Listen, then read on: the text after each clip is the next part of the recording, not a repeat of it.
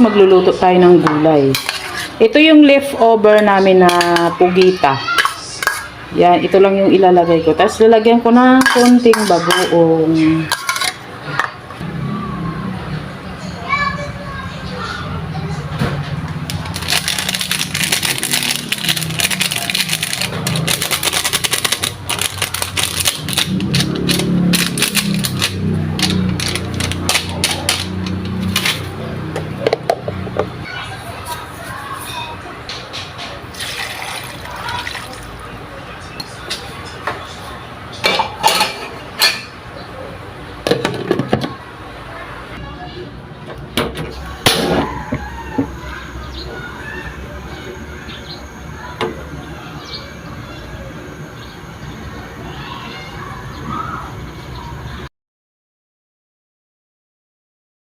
Ayan, luto na siya.